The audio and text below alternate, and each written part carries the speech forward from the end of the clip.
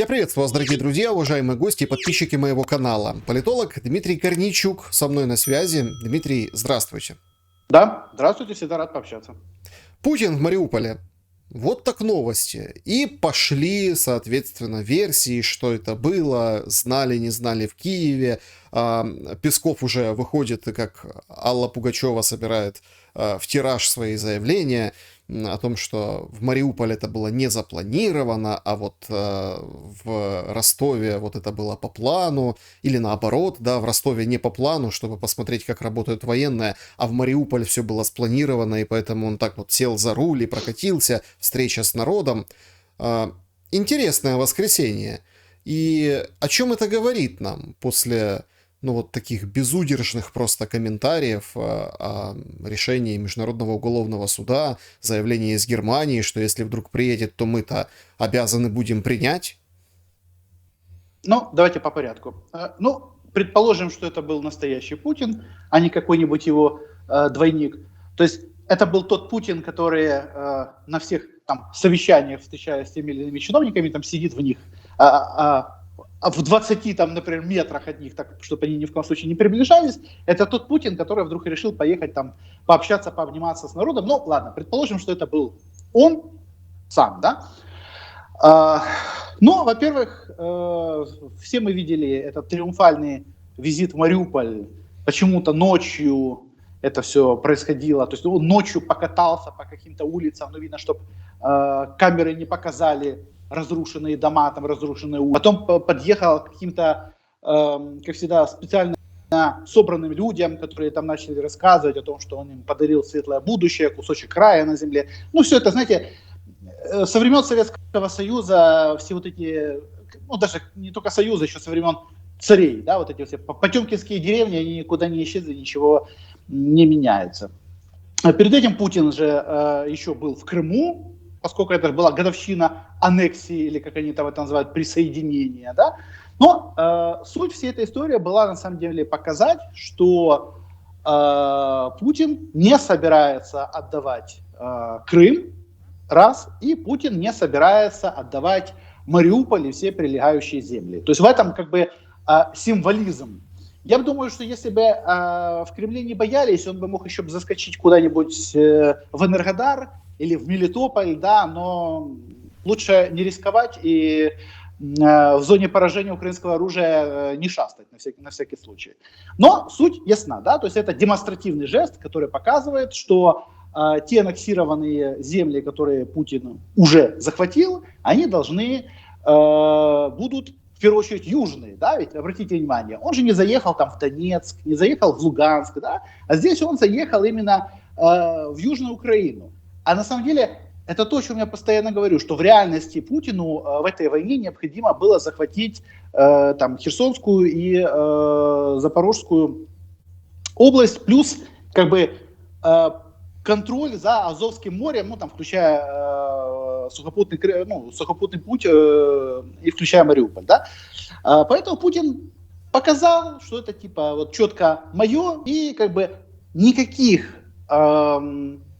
отступлений, таких, как мы видели в Харьковской области, таких, как мы видели в Херсонской области, справа на левый берег Днепра, когда они там 2 месяца отступали, уже все уже устали ждать, сколько же можно вывозить всего, чего возможно там с Херсона, и стрелять уныло по этому Антоновскому мосту, уже всем уже надоело, да, в этом согласованном отступлении. Тут Путин показывает, да, что здесь не собирается, и здесь он готов, скажем так, бросить на убой там все, что у него есть для защиты захваченных территорий. Вот, собственно, вот символизм его визита там в Крым, в Мариуполь, вот Путин четко это как бы показывает. Мало того, я уверен, что Путин даже готов, как я уже об этом говорил, оставить Украине западную часть Донецкой области, то есть там Краматорск, Славянск, Константиновку, да, если в обмен он получит доступ, то, о чем я постоянно говорю, и контроль за водоканалом Северский Донец, Донбасс. Ну вот, собственно, вот такой вот жест. Но знаете, что самое в этой ситуации смешное? Я вот наблюдал и думал, да, вот Путин заехал на территорию Украины, ну, захваченные, да, но это территория Украины, там, Мариуполь, Крым. Я вот подумал вот о чем, что даже если бы вдруг у нас была возможность украинского, вручить ему, не знаю, там, повестку или в исполнение ордера Гаагского суда, там, подойти для того, чтобы его арестовать, то в Украине бы это не сделали, потому что, я напомню, Украина не ратифицировала Римский статут, и Украина, как и Россия, как и Соединенные Штаты, как и Китай, еще ряд государств, не признает решение Гаагского суда. Поэтому даже если бы кто-то из наших правоохранительных органов к Путину подошел, ну, я представляю себе такую сказку, да, то максимум, что могли бы сказать, мы тут тоже в Украине не признаем решение Гаагского суда. Но, я так понимаю, вы хотите про само это решение? Нет, я хотел бы про символизм после этого решения, да? Потому что, смотрите, когда, мало кто просто обращает внимание на этот факт, что понятно, что там было темное время суток, времени точно мы не знаем, но это в Киеве как бы на час сократили комендантский час, а в Мариуполе, на Донбассе, там достаточно с этим вопросом строго. И люди, которые выходили к нему, мужчина, которому тоже 70 лет, который все потерял, но нашлась, ее, кстати, идентифицировали, то есть, что это за женщина, то есть, это реальные люди. Это как бы не вот эти, которые на зеленом фоне, не какие-то там актеры. Это реальные люди, вот реальная женщина с пророссийскими взглядами, там, оборвала мужчину, что вот теперь-то вот есть все. Скажите, это показатель того, что из Мариуполя будут делать своеобразную витрину? И вот гуляла же, я помню, вот несколько недель назад, что вот смотрите, до Мариуполя там не достают украинские ракеты, потому что договорились уже насчет Мариуполя. Правда, потом, спустя некоторое время, начались прилеты и рядом с Мариуполем, и в самом Мариуполе. Вот что касается вот этой витринной части, витрины Российской Федерации, на это ставит Путин. И в дополнение, вот все-таки, ведь у него там, условно, завтра начинается визит Си Цзиньпина, а он едет на оккупированную территорию, где не был вот с самого начала всей заварухи в Украине. Вот как только они спрашивали, а когда Путин приедет, а вот уже начинаются вот эти так называемые незаконные присоединения, какие-то там референдумы, а Путина все не было на Донбассе, съездил. Приехал, да. Но я думаю, тот, кто хотел это увидеть, тот увидел. Наверное, кто-то доволен, да. Путин показал картинку для россиян. С одной стороны, да. С другой стороны, показал картинку для Украины, для всего мира о том, что он не собирается ничего отдавать. Витрины. Помните, когда Путин аннексировал Крым, когда захватывал там Донецк, Луганск, тоже рассказывали, что вот сейчас... в первую очередь в Крыму, сделают такую витрину, покажут, что вот, значит, при Украине в Крыму все было плохо, а вот россияне смогли сделать там чуть ли не Анталию такую себе и так далее. Мы же все прекрасно увидели, какую Анталию там в итоге в Крыму кто сделал, что в итоге пришлось начать войну для того, чтобы захватить водоканал, идущий с Каховки в Крым, для того, чтобы поставлять воду. Все равно пришлось начать войну для того, чтобы захватить Запорожскую АЭС, для того, чтобы поставлять электроэнергию в Крым. Собственно, Россия – это страна, которая умеет захватывать, но не умеет строить, отстраивать. Да, для нее это никогда не было приоритетом. Условно, как в Советском Союзе. Да, там главное танки, самолеты, а производство каких-то товаров для простых людей там на последнем месте, на остатки денег, бюджетов, которые остаются и так проживут, это неважно. И ничего там не поменялось в ментальности российских руководителей, которые являются выходцами из Советского Союза. Путин, который там ностальгирует по этому Советскому Союзу, который теперь наконец-то построил свою версию трагикомическую, как я ее называю, да, Советского Союза, но наконец-то он это сделал. Особенно после уже решения суда в Гааге, да, где он теперь является невъездным в большую часть всего мира, все, наконец-то он свой вот этот железный занавес, который хотел, он выстроил, да. Поэтому никто ничего отстраивать не будет, не собирается, потому что глубоко плевать Путину, как и всей российской элите, не только на россиян, да, ну и на россиян тоже, да, а особенно на украинцев и на захваченные земли, на разрушенные города, потому что иначе бы война велась бы совершенно по-другому, да, потому что в этой войне больше всего погибло именно русскоязычных украинцев, разрушено русскоязычных городов, то есть все то, что долго и нудно российской пропагандой вдалбливалось в головы, как братский народ, да, вот это наш братский народ, мы же должны, но увидели мы все тут, как Россия приходит, да, и захватывает, выжигая, да, там территории братского народа, но на самом деле ничего не поменялось. Веками была точно такая же, ну, если посмотреть в историю, все та же ситуация была при царях. Поэтому Путину нужны ресурсы. Ему нужна вода, ему нужна там электроэнергия, в Крым, да, потому что Крым, у него это военная база. Это не место для жизни, там, как это не Анталия, там, как нам рассказывают, а это военная база, где находится российский флот, российские военные, я так понимаю, уже где-то там стоят ракетоносители с ядерными ракетами. Вот все как бы банально как бы поясняется вот такими вот, скажем так, геополитическими там играми, да, а не то, что Путин хочет кого-то там улучшить жизнь и так далее. Поэтому вот они отстроят там что-то в Мариуполе, да, остальное оставят как было. И кто будет возмущаться, да? Большая часть людей уехала, а те, кто останутся, будут сидеть. Скажите спасибо, ну, как бы, что вы вообще тут живете. Ну, такая же ситуация, собственно, как и на захваченных территориях вот этих так называемых ЛДНР. Ничего не меняется в отношении Путина к украинцам, которых, ну, давайте говорить откровенно, он, ну, назовем это слово, мягко говорит, это мягко говоря, да, то есть и плевать Путину, где эти украинцы живут. В Донецке, в Луганске, в Крыму, в Киеве, там где-нибудь, не знаю, там, в Житомире, там, во Львове, в Мариуполе.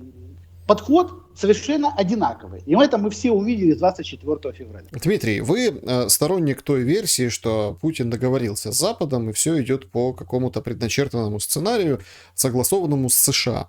Но вот это вот решение МУС, да, оно как-то путает карты и действительно какой-то клин вбивает в эту теорию, потому что, ну, на растяжку как бы ставят визиты, саммиты, БРИКС, G20, и, собственно, начинается, ну, определенный какой-то новый исторический этап вообще вот этого противостояния. Сейчас очень интересно смотреть, вырисуется ли ось, да, вот Иран, Китай, там, может, какие-то еще страны с Россией, США, там, Британия, Европа, вот мы, вот здесь вот какое-то противостояние подстегнет это решение на глобальном уровне или нет? Или, что абсолютно уникальная эксклюзивная версия, даже это решение МУС как бы вписывается в договоренности США и России? Но начнем с того, что реальную ось, которую я вижу и которая реально действует уже энное количество лет, это ось Москва-Вашингтон. Вот там ребята нормально сотрудничают, решают свои вопросы, делят мир, и все у них согласовано.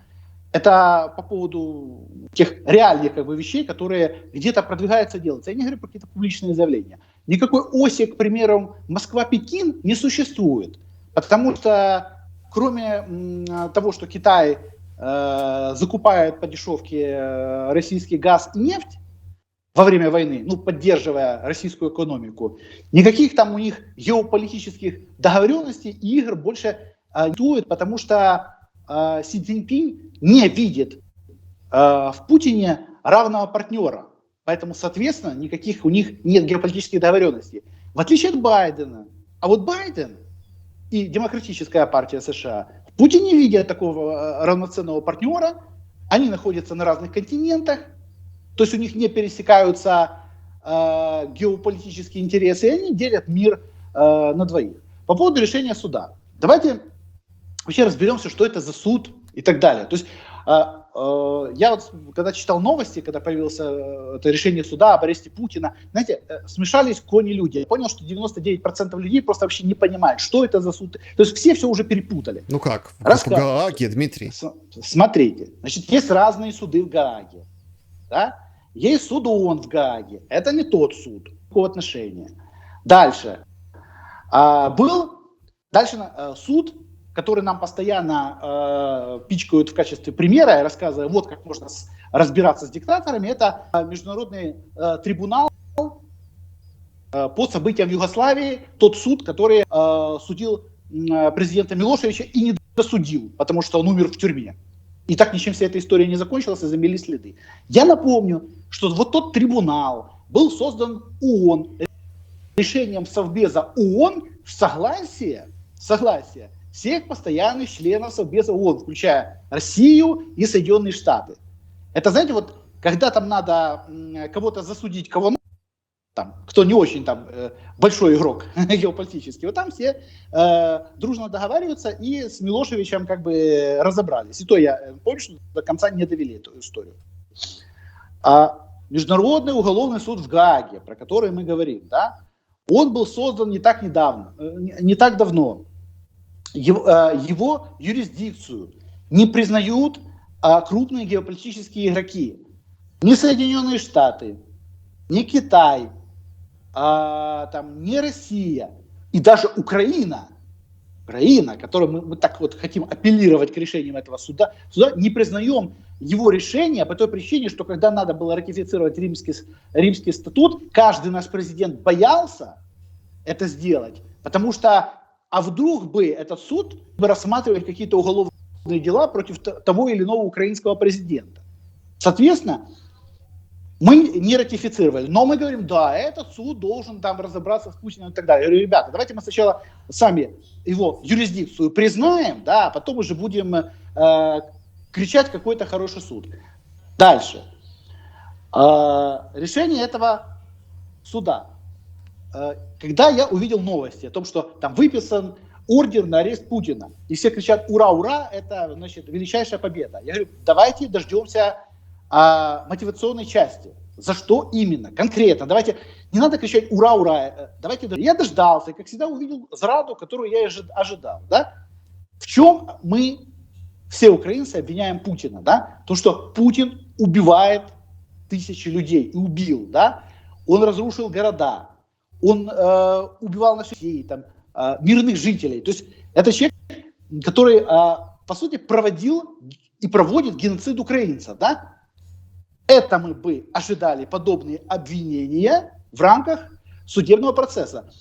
Я напомню, что главный прокурор этого международного суда, некий товарищ Хан, да, приезжал сюда, в Киевскую область, смотрел наглядно, и не только в Киевской области, в других областях, здесь оставили после себя российские войска, да, видел эти могилы, которые тут разрывались, и многое-многое другое.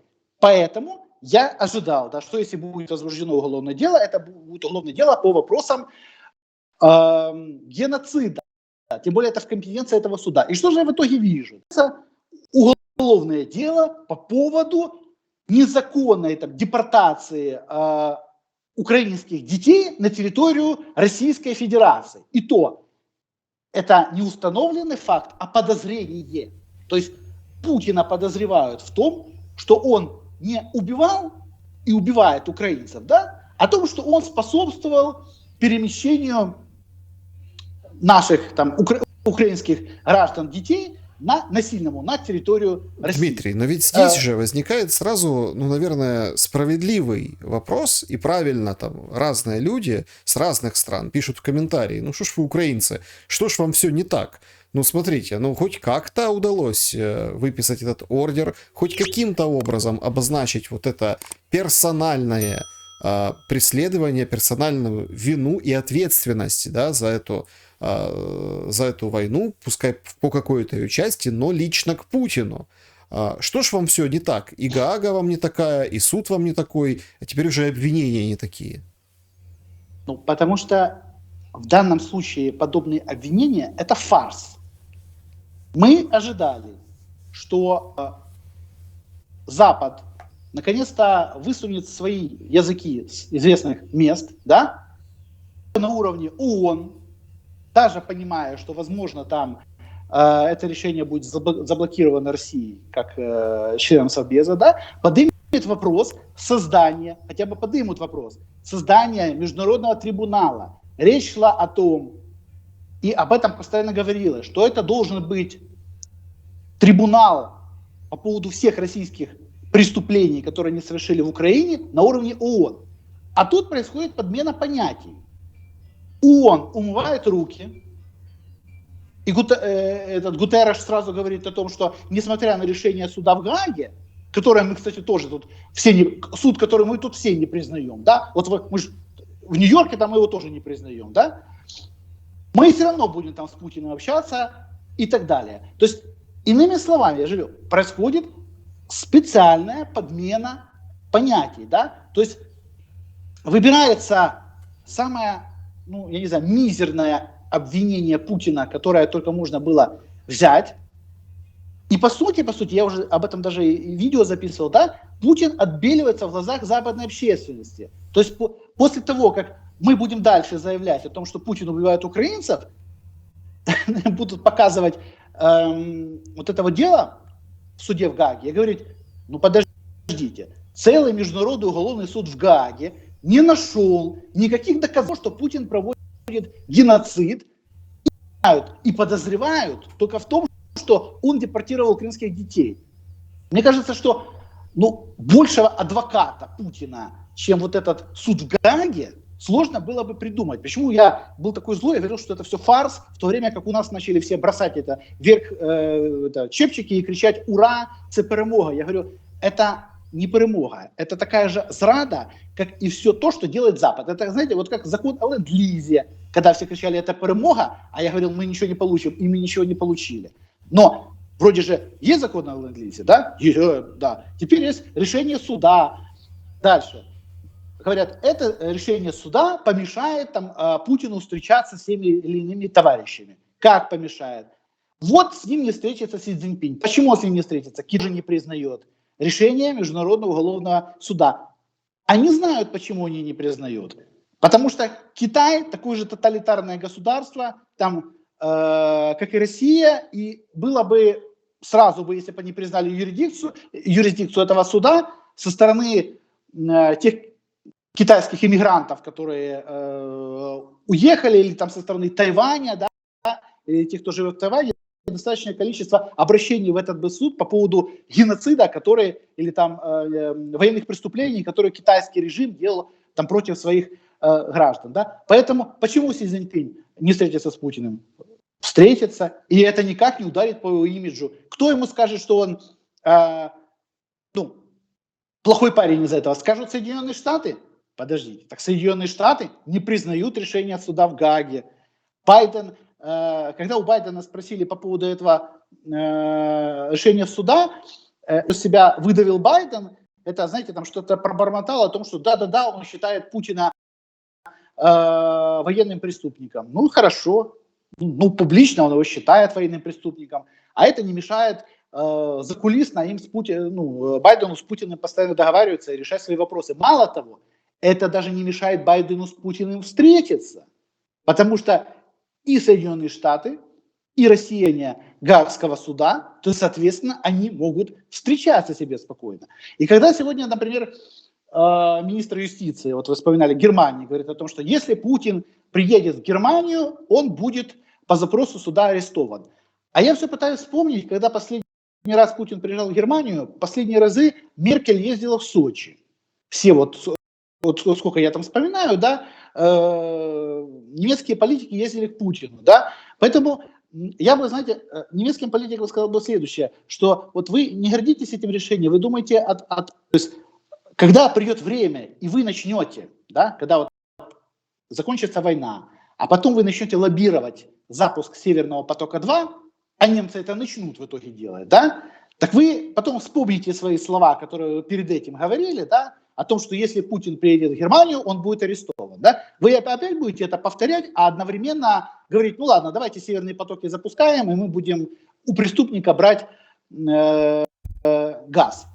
там, или нефть, и многое-многое другое. Поэтому это все, понимаете, это все циничность и подмена понятий, и мы должны это понимать. И если мы видим, что Путина Запад отбеливает, а подобным решением они его отбеливают на самом деле, то это значит, что Запад продолжает свою стратегию к завершению войны, то есть к тому, чтобы заставить Украину пойти там на переговоры, согласиться на потерю территорий, а потом, да, на Западе скажут, ну так, а почему мы даже не можем сотрудничать? Ну так он же никого не убивал, у нас же есть целое решение суда в Гааге, которое не видит никаких преступлений, никакого геноцида, которые россияне делали против украинцев. Ну, гениально. Что будет на этой встрече с Си Цзиньпином? Насколько она знаковая? И вот что самое интересное, что Си после этой встречи скажет Зеленскому, состоится ли разговор. И вот эти 12 пунктов мирного плана, как будут выглядеть после всего, что произошло? Ну, смотрите, как я понимаю, что раз Китай активизировался, значит, вот эта зрада, она уже все ближе, планируемая, да, только вершить эту зраду будут руками китайцев. То есть будут и Соединенные Штаты, и Россия, и все будут тыкать пальцем в сторону Си Цзиньпиня и говорить, ну, мы же как бы не можем такому уважаемому товарищу мы не можем отказать. Иными словами, Путин будет рассказывать там россиянам и там, всему своему окружению, что мы должны идти на переговоры там, и что-то соглашаться, потому что, видите, Китай нас попросил, а мы же Китаю не можем отказать, потому что они покупают наши нефть и газ, они же наши типа стратегические партнеры. Байден и компания будут рассказывать о том, что, ну, зраду уже не мы предложили, не Соединенные Штаты, да, мы сразу вас предупреждали, что там будет какая-то зрада, да, но это все инициатива Китая. Но мы снимаем себе ответственность. Не, ну если Украина согласится, то это их выбор, да, но Соединенные Штаты поддержат эту там какие-то переговоры и так далее. Но это не наша инициатива. Нет, ну смотрите, это инициатива Китая. Здесь просто есть один нюанс. Ввиду этого есть уже там Габриэля Альварадо, это экс-сотрудник Госдепа США, вот эксперт Atlantic Council, да, он там уже, собственно, охарактеризовал эту как бы, позиции, да, тезисы, назвав, что Зеленскому нужно будет очень быть осторожным в общении с Си Цзиньпином, приводит там ряд тезисов о том, что Китай хочет стать посредником, и говорит о том, что если вдруг какое-то одобрение мирных инициатив Китая со стороны Украины последует, то это шибко ударит по Соединенным Штатам Америки, сделает из Китая ну, такого решалу геостратегического или там геополитического. И это, мол, очень плохо для Соединенных Штатов Америки. То есть мы видим, что сигналы с Запада, ну, такие, ну, другие. Не в том плане, что там США толкает Украину к этому посредничеству Китая, а наоборот остерегается его. Или нет? Нет, смотрите. Никто не будет принимать мирный план Китая. То есть вот этот китайский так называемый мирный план – это пустая декларация. Суть в другом. Будут говорить, что Китай, как там один из геополитических игроков, повлиял на Путина повлиял, да, для того, чтобы Путин согласился на какие-то там переговоры. То есть тут идет транзит ответственности. На самом деле всю зраду уже давно прописали. И она прописана американцами, она уже вручена Британии, Франции, Германии. Они уже про это все знают, вот эти вот так называемые гарантии безопасности и так далее. Да? То есть, но поскольку вся вот это будет увеличиваться некими глобальными гарантиями безопасности для Украины, где будет принимать участие и Китай, как член Совбеза ООН, и, возможно, эти гарантии безопасности будут на Совбезе ООН потом закрепляться решением Совбеза ООН, да, то, соответственно, все будут апеллировать к Китаю, да, каждой выгодной себя стороне. Ну, там, условно, Путин будет говорить, я не хотел идти на попятную, Китай попросил. Соединенные Штаты будут говорить, что Китай большую зраду предлагал, но мы на такую зраду не пошли, но все равно как бы раз Китай... Понимаете, ну тут идет хитрая игра по тому, чтобы перекинуть друг на друга ответственность, чтобы в итоге, да, когда остановят войну и подпишут какие-то договоренности, в итоге никто ничего не понял, кто же за все несет ответственность. Так, погодите, но мы же начинали с того, что Путин отступать не собирается. С юга. А Украина будет брать юг, освобождать его. И вот уже в пологах говорят, там очередная, да, вот разведка боем, подтвержденная, неподтвержденная, сложно, нужно верифицировать данные. То есть все равно получается, что этот транзит ответственности, он, ну, не выходит. И, ну, извините, но как бы на какую попятную пойдет Путин? Ну как? Ну, вопрос же в том, что я говорю о том, что Путин не собирается территории отдавать. Сейчас же еще не начался переговорный процесс. Но к нему же все подготовлено. Как прийти к этому переговорному процессу? Или каким-то наступлением, где возможно или мы какую-то часть территории возьмем, или это будет неудачное контрнаступление, какой-то из вариантов, да? Или к этому переговорному процессу придут после ситуации в Бахмуте, которая как бы продолжается, и мы видим, что пока что заканчивать эту рубку никто не собирается. Я описываю уже модель как бы подготовленной зрады и того, как это все будет выглядеть, и кто будет главным зрадником. Потому что всегда ключевой вопрос следующий. Кто виноват будет в этом? В том, что Путину, если это удастся, да, провернуть, да, кто-то что-то уступил. И все с себя будут снимать ответственность. А Путину надо снять с себя ответственность за то, что он в Конституцию записал там условно 4 области, а получит не 4 области. Ему же тоже надо пояснить там россиянам, почему так вышло. Он будет на Китай переводить как бы стрелки. То есть ключевое заключается в том, что идет совместная игра по принуждению Украины к зраде, где участвуют там все глобальные игроки, и каждый из них где-то над какими-то гарантиями безопасности подпишутся. То есть, условно, она скажет, вы должны там остановиться, будут у вас глобальные гарантии безопасности. С одной стороны, это будет ряд таких, как Байден, там, Шольц, Макрон и так далее. А с другой стороны, вашими гарантиями будет блок плохих ребят. Это там, условно, Россия, там, не знаю, какой-нибудь Лукашенко и так далее. Но за всех плохих ребят ответственность будет нести, к примеру, Си Цзиньпинь. Он как самый мощный со всех плохишей будет, да? Для этого нужен Китай в этой всей как бы игре. То есть, ну, поясню простыми словами, да? Китай нужен для легитимизации тех договоренностей Байдена и Путина, которые есть, но для того, чтобы это было не от их имени, не от имени Соединенных Штатов и России, а якобы со стороны посредников. То есть он играет роль такого посредника, у которого в руках уже заранее прописанные договоренности, в которых, по сути, Китай и участия не принимал. Потому что, давайте говорить, Китаю глубоко наплевать на все то, что происходит здесь, в Украине. Единственное, я так понимаю, условие, которое Китай выставлял во всей этой игре, и я понимаю, что Си Цзиньпиня на самом деле заранее о войне предупредили, то есть он знал, что война здесь будет, да? Это то, чтобы здесь не использовалось ядерное оружие. В частности, там, тактическое ядерное оружие. Это было, как бы, я думаю, я так понимаю, категорическое требование Ирана, Китая. И, собственно, мы это увидели, что помахав там угрозами ядерного оружия, все в итоге и успокоились. Вот такая вот, собственно, ситуация.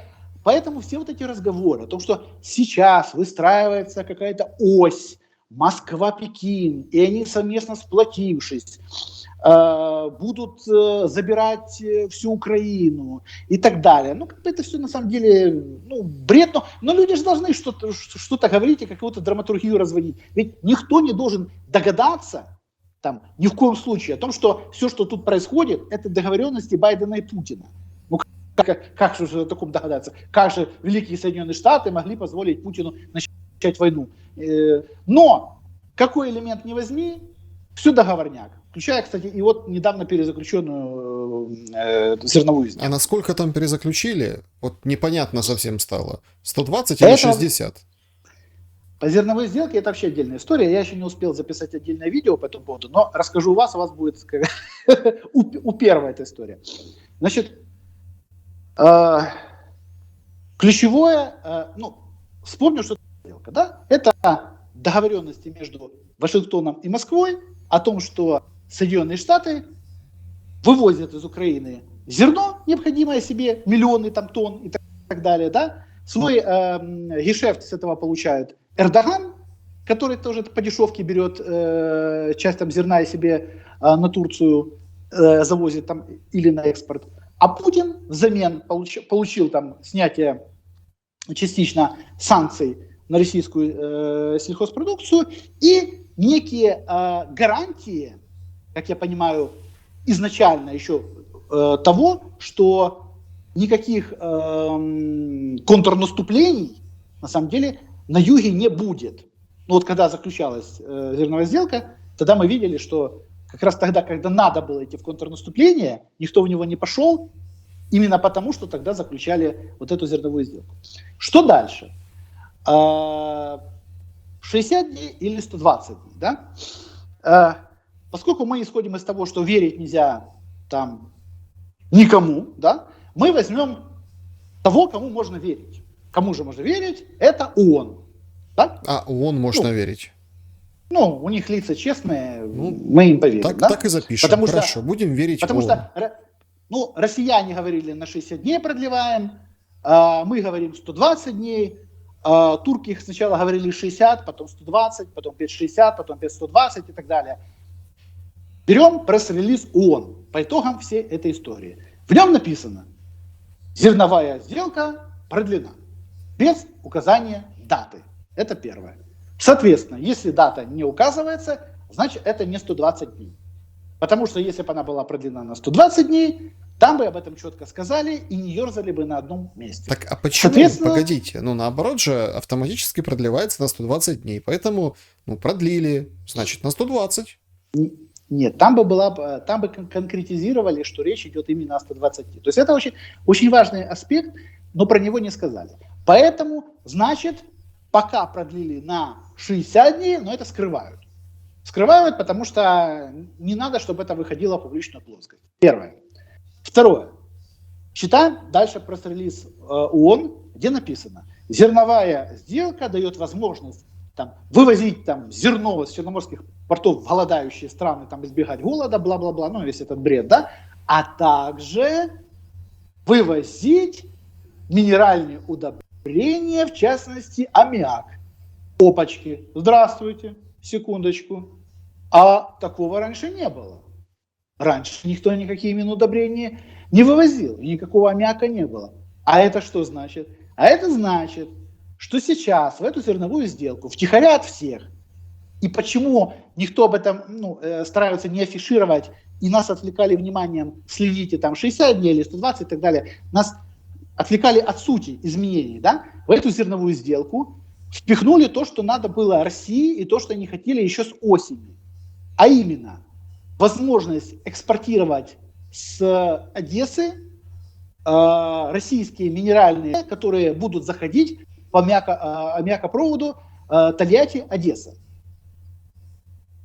Я напомню, что владеет Тольятти-Одесса, это Уралхим, который под санкциями, да, а второй наполнитель этой трубы это Минудобрение Ротенберга, который тоже находится, друга Путина, который тоже находится под санкциями, да. Но это, видите, никого не смущает. Значит, аммиакопровод заработает, и значит, через какие-то офшорные компании, дубайские, я не знаю, кипрские, они придумают. То есть эта схема налажена и не имеет значения. В ближайшее время через Одесский припортовый завод начнут как раз под весенний сезон, как раз когда самый пик цен сейчас будет, да, начнут экспорт якобы запрещенных российских минудобрений Это никто не будет афишировать. Это тайна за 7 печатями. Никто об этом, конечно, якобы знать не будет. Но процесс пошел. И, соответственно, россияне добились еще одного бонуса для себя. Это возможность вывозить минеральные удобрения. Мало того, все к этому шло еще с прошлого года. Вот мне многие задавали вопрос, почему там россияне ушли, или там их выбили, но мы видели, что это было скорее ушли, да, с Харьковской области. Ну, убежали. Что они туда заходили? Ну, убежали там, да, ну, но мы их не догнали, скажем так. Берем карту прохождения аммиакопровода Тольятти-Одесса. Он проходит четко через вот ту часть Харьковской области, откуда ушли российские войска и где не было боевых действий. Ну, по сути, их не было, да, потому что не с кем было уже воевать. О чем это говорит? Это говорит о том, что экспорт российских минудобрений во время войны, там, подсанкционных и многое-многое другое, готовился еще с прошлого года. То есть первым этапом российские войска вышли с той территории Харькова, чтобы Украина получила формально контроль за трубой, чтобы нельзя было рассказывать о том, что там же часть трубы контролирует оккупант, или не было каких-то боевых действий, каких-то эксцессов там дальше.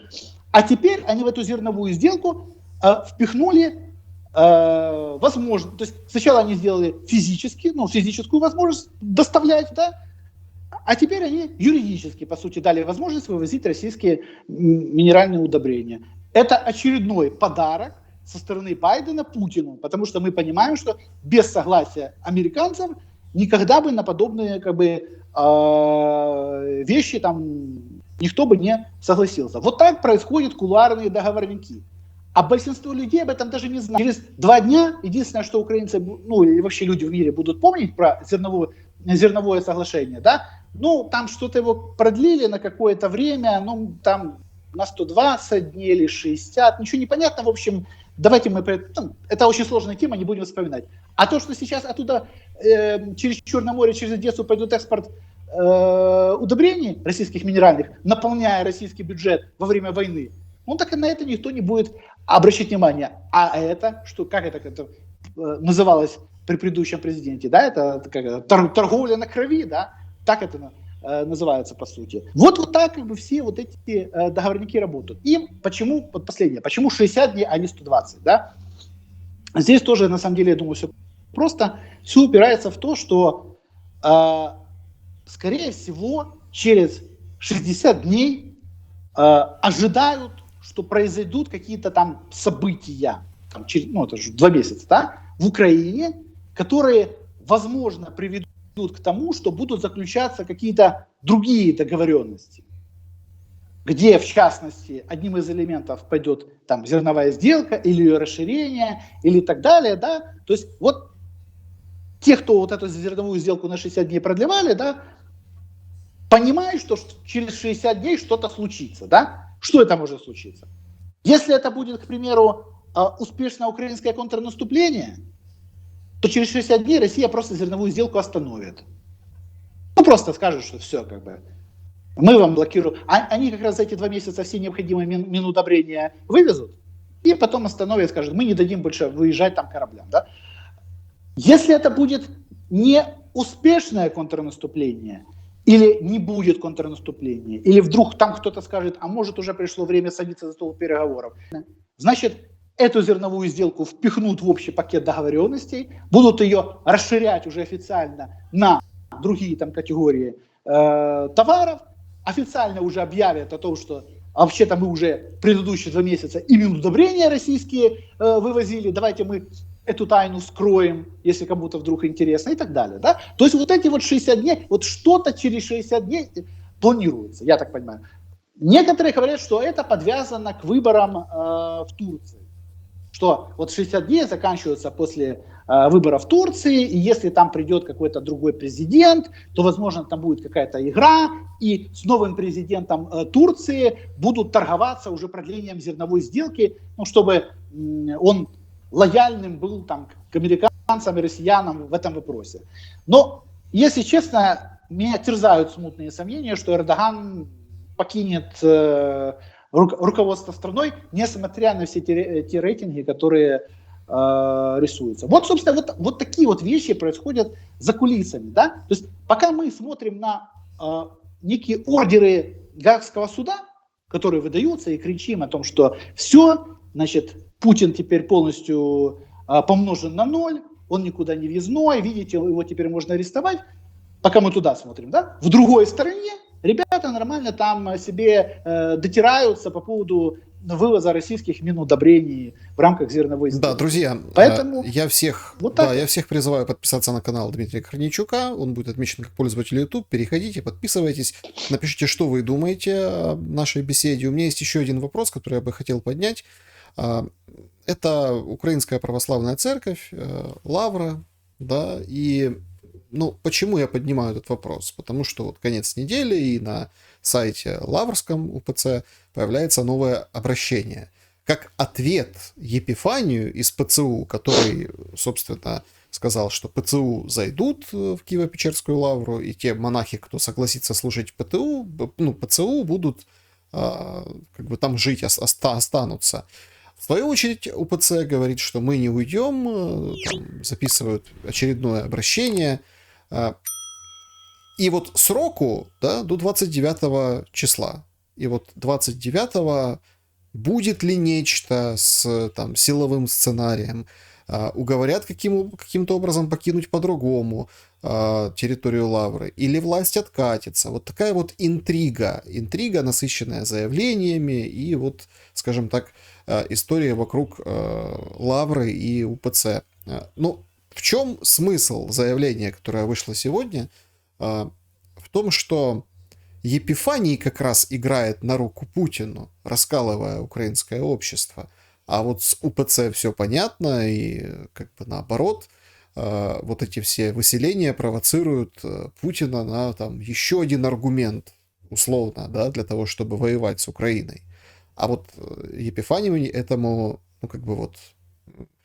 способствует.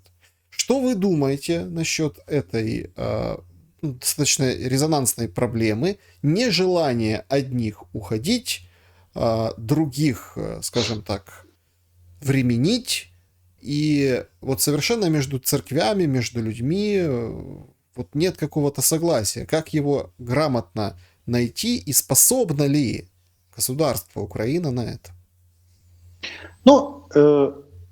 Я знаю одно. Когда в Украине появляется религиозная тема, особенно властью, то дело пахнет зрадой. Значит... Снова зрада. Скоро.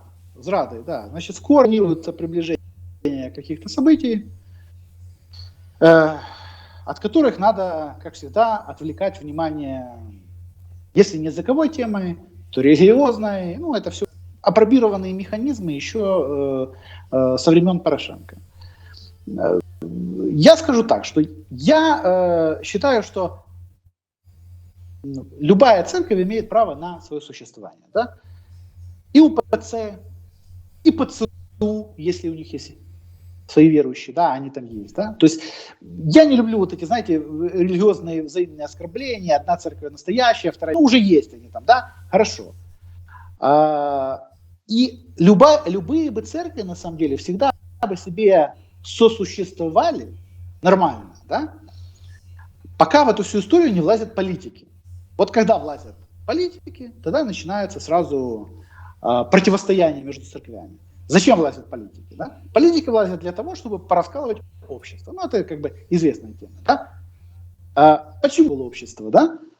Наверное, потому, что после года войны единство украинского общества остается настолько сильным, да, что, тем зрадникам, которые хотели бы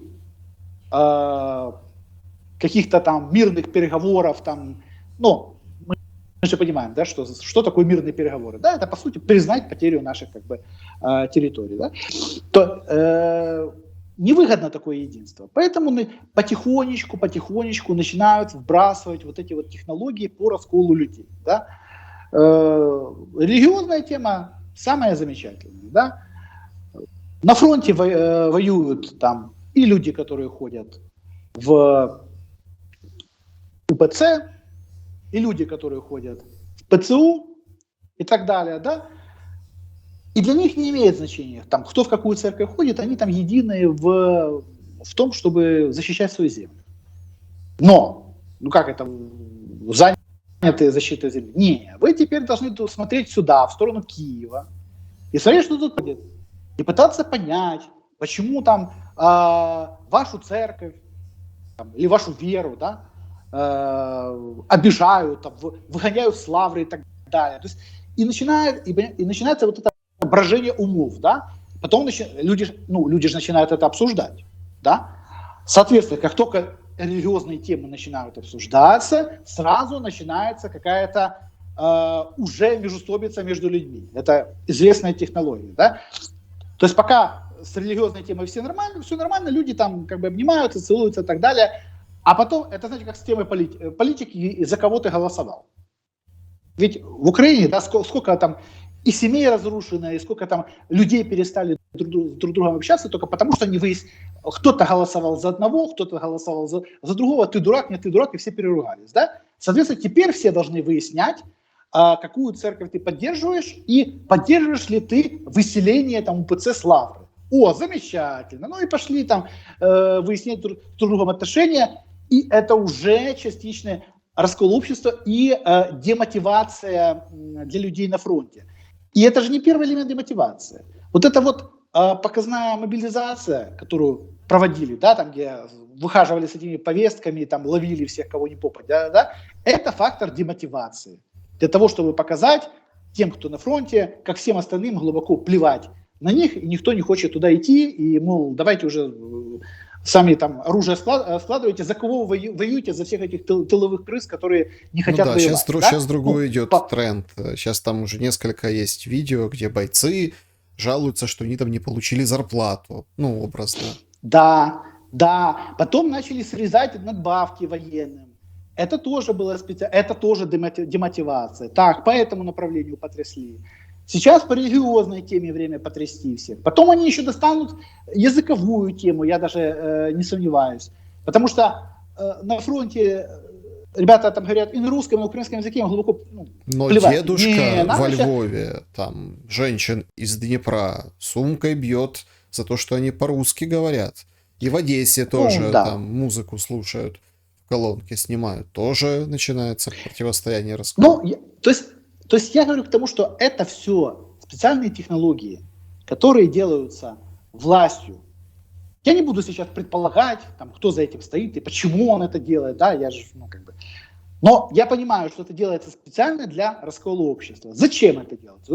То есть год это не делалось, да, то есть год никому эта лавра, сидели они все в лавре, там никто, год войны я имею в виду, да, всем было все равно, да, и тут вдруг резко, срочно понадобилось их тут выселять, там, вот сейчас, да, просто так же ничего не происходит, да, значит, соответственно, что-то где-то готовится, и как бы надо внести деморализацию украинского общества и так далее. То есть проблема в том, о чем я постоянно говорю, что наши политики, они все, в какие бы они там церкви не ходили, и какими они там крестами не обвешивались, да, в моем понимании, они все безбожники.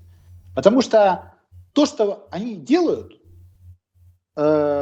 любые как бы технологии по расколу общества, по сталкиванию на религиозной теме, я же не говорю там про коррупцию и про много-много другое, да, то есть люди, обладающие как бы истинной верой, вообще там верующие, да, такое делать просто не могут, да, а политики, да им плевать, сегодня они там в одну ходят в церковь, делают вид, завтра в другую, сегодня он в вышиванке, завтра он без вышиванки, сегодня он идет как антипорошенко, завтра он громче, чем Порошенко, кричит «Армия, мова, вира».